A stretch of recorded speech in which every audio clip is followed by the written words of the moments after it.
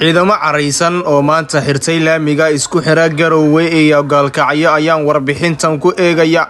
balse daawade haddii aad soo booqatay boggeena hoggaanka wararka waxaan ka codsanayaa inaad na soo follow gareyso sidoo kale tan muuqaalkan aad daagreyso ka basi wanaagsan haddii aad u share gareyso saaxiib adigoo kala waad ku mahadsan tahay la socodkaada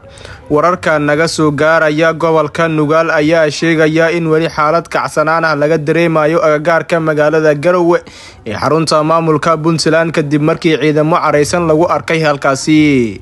ciidamadan oo ka tirsan kuwa Puntland ayaa maalintii labaad xirtay wadada dheer ee isku xirta magaalooyinka Garowe iyo Gaalkacyo ee maamulka sida ay ogaatay hoggaanka wararka ciidamadan ayaa ka gaduudsan mushar la'aan soo wajahday waxayna isku fidiyeen laamiga dheer ee isku xira magaalooyinkaas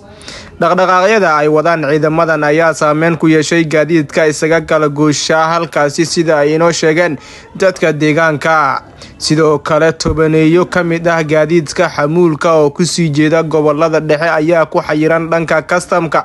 degmada Xarfo ee gobolka Mudug halka kuwa kale oo ku wajahan magaalada Boosaaso loo diiday inay ka gudbaan halkaasi xaaladda ayaa isku cakiran mana jiro wax hadal ah oo ka soo baxay saraakiisha ammaanka Puntland oo ku aadan gadoodka ay sameeyeen ciidamadaasi maalmo ka hor ayay ahayd markii sidaan oo kale ciidamo mushar la'aan ka cabanaya ay ka soo baxeen furmaha dagaalka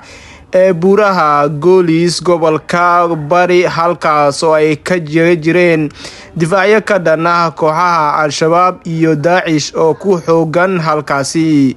gadoodka ciidamadan ayaa marar badan ku soo laablaabtay Puntland waxayna inta badan ciidamadan qaadan talaabooyin dheeraad ah oo saameysa dadka shacabka iyo ganacsatada